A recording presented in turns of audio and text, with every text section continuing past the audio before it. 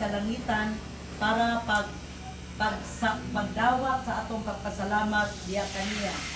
O ang Ebanghelyo nag-ingon sa Book of Titus chapter 3 verse 4 to 8 nag-ingon, "But when the kindness of God, our Savior, in His love for mankind appeared, He saved us, not by the righteous deeds we have done, but according to His mercy, through the washing of new birth and renewal by the Holy Spirit.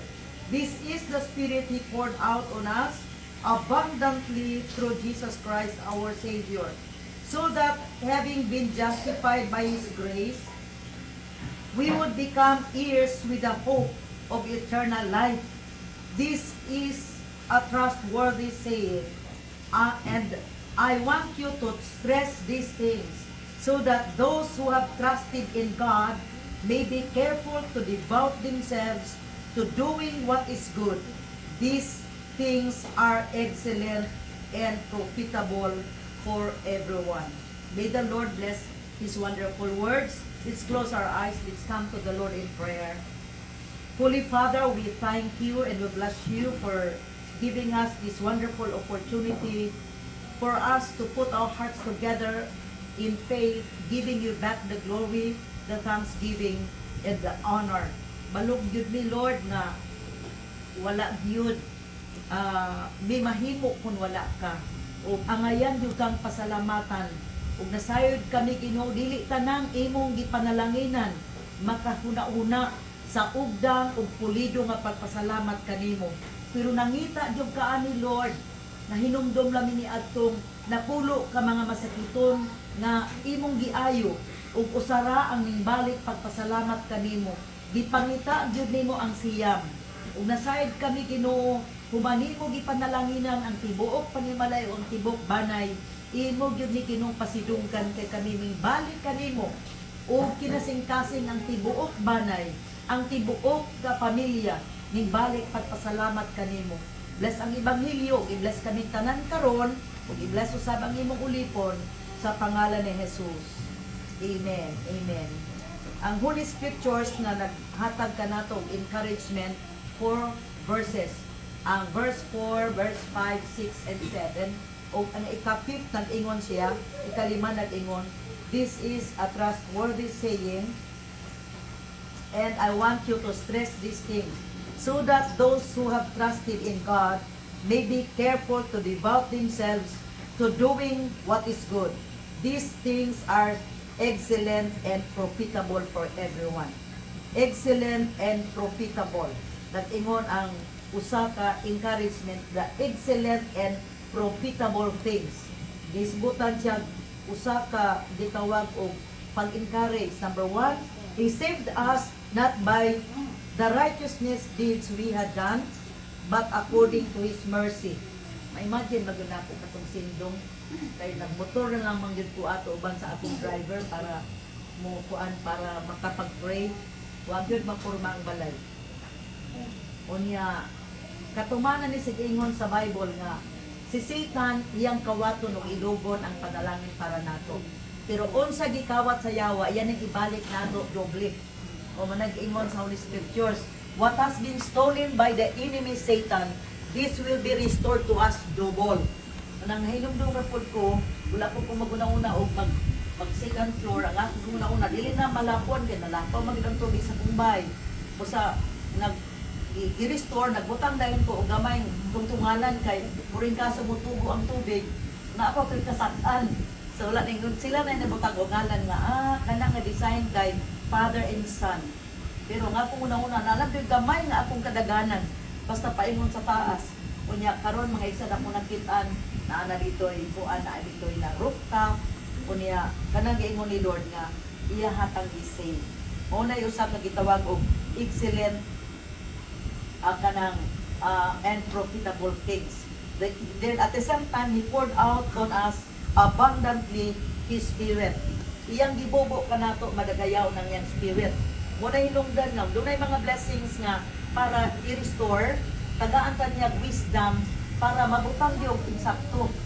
Muna nga, bisan si tatay, puro nagduha kaya ba ni Joy o bidong Chito ang pagpalo na kay ang 2 years niya nga trabaho, 2 days ra og kuan demolish. Pero mao nga salamat sa Ginoo kitang tanan na himong witness. Tungod kay gi-pour out ni Lord ang iyang spirit. Di lamang sa gitawag og sa nagtawag kani apa ni adtong naglakutay o nagpabili nagsalin. Gikan man gyud sa baba sa anak sa Ginoo si Dong Chito na naay panahon tungod sa trabaho, tungod sa distansya, daw di sila kulang pero wala gid sila magkulang og something sa Ginoo. Tungod kay gi-pour out ni Lord ang Holy Spirit sa atong kasing-kasing.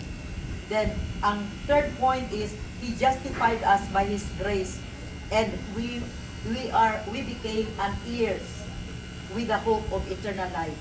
Busa iyahatang gi matarong nga maski daghang tag paltos, daghang tag mga shortcomings, daghang tag mga dili ka makalipay ni Lord pero iya gyud nang gi justify. Ingon ra gyud si tatay ba nga okay lang. Okay na walay problema, ayos ra na. Kana so ingon ni ana atong papagad dati sometime yatang gihimong manununod sa kadagayan. Una nga bisag limitado matud pa sa testimony o pagpasalamat sa Ginoo sa couple, limitado ka ilang itanaw pero pagsabot-sabot namit ra gyud. Usa di na ta maningon nga pila man gyud ni. Pero kabalo naman gyud tag kabalo ng foundation lang daan kanaa. Kunya mo ato makita loaded this house kaniyang nga balay na himong loaded makita nato kompleto na. Og nasayon ko nga kani saad sa Ginoo sa atong kinabuhi. Busa mao nga kay balog gyud ta nga nagtuo man gyud ta sa Ginoo, nagtuo ta sa eternal life. Ang i-desire sa Ginoo sa ato mao nga do na tay gitawag eagerness to do what is good. Kana ra gyud. Dili gyud nato ipadapit. Nga bisan o kanang nakakita ng Ginoo nga wala ta nabinuang pero kanang ato ang pagbuhat usa na ka gitawag outward manifestation of our inward experience. Nakasinatik ta sa maayo sa Ginoo usa atong express ang pagbuhat og maayo o pagpasalamat balik sa Ginoo. Ug nahisayod ko nga karon nga bulan Disyembre nakabalo magyud ta nga kanang giingon sa Holy Scripture sa Matthew chapter 1 verse 23, the virgin will be with child and will give birth to a son, and they will call him Emmanuel, which means God with us. Damang-dama man nato ang Disyembre, pero damang-dama gyud nato ang presensya sa Ginoo, ang grasya sa Ginoo ana niya balay. And then ato nang ma-declare pag-ingon Emmanuel, God with us. Og nasayod ko nga dili aksidente nga kita ang gi-invite. Dili aksidente nga ang mga close friends, relatives, neighbor, nahimog yung daghang mga neighbors dili pero kita pag yun ang naabot dinhi. Tungod kay ang gusto sa Ginoo, ang blessing nga iyang gi-manifest niini nga family mo manifest usab sa atong kinabuhi. Ug ang ilahang expression of thanksgiving unto the Lord ilang himo karon ma-express po dato. Tungod kay ang Ginoo di lamang sa Ginoo sa usa ka tawo, sa usa ka banay, di lamang siya Ginoo sa usa ka relihiyon, Ginoo siya sa tanan. O siya ang gitawag Emmanuel, God with us. Kung sa aning higayon, ato siyang pasalamatan kini si uban kanato dili sa atong pagkaangayan pero tungod gyud siyang grasya. Ug ato siyang daykon ug atong dawaton ng ebanghelyo, humana niya ang naa sa atong kasikaton at pasalamat atong ihatag sa Ginoo. Salamat sa Ginoo kay hapit na gyud nato kaligdan ang 2024 o niya mag-welcome tag 2025. Salamat sa Ginoo kay nahuman na gyud nga balay. Salamat sa Ginoo kay niata karon. Salamat gyud sa Ginoo kay naa gyud na tay awareness o pagkahimatngon o consciousness nga dunay Ginoo nga tuguran sa tanang butang. O sa dinhi gayon samang paagi og naa ka nato sa kailahan na dili man ibayad atong ihatag nga love offering pero usa ni ka token of love, seed binhi nga atong ipugas nga kung magpugas gani normally nagi aninghon kay nagpugas man usa magpugas ta og kadagaya des Ginoo financially ug nasayod ko nga dili nato kabaydan si God, dili ko ni sa usa ka tradisyon, usa gid ka expression nga giingon sa Holy Scriptures. Tungod kay ang atong pagsalig sa Ginoo atong mabutangan og buhat. Atong giduko atong mga ulo mag-angkihan. Ginoo nagaduol kanimo, nagadayeg kanimo. Sa dili pa namo ikaw awitan og awit sa pagsimba. Buot kami Ginoo mo simba kanimo. Pinaagi sa pagdawat sa ebanghelyo. Pinaagi Ginoo sa pag-express sa naa kanamo. Ug ilabi na sa among pagpasalamat kanimo sa libreng hangin, sa imong paghatag kanamo og kinabuhi, ug sa paghatag kanamo og kusog, maayong lawas, grasya, di kaniadtong Enero 1 hangtod karong pipila na lamang ka mga adlaw moabot matapos kani nga tuig 2024.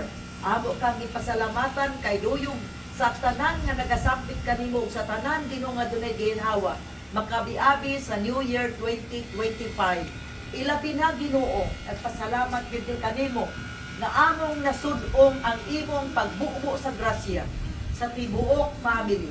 Tungod ni ani Ginoo, amo kang simbahon o pasidunggan, ihatag namo ang among best offering, sentimos, piso o ginatusan, pinikanan para kanimo. Kay amo ning buhaton dili magabase sa kantidad, apan magabase sa kanindot sa among pagpasalamat kanimo sa naa sa among kasing-kasing. Amo kang simbahon sa paghatag karon, among dawaton ang imong pulong ug amo kang pasalamatan sa ngalan ni Jesus. At amen. Hallelujah. Atong awit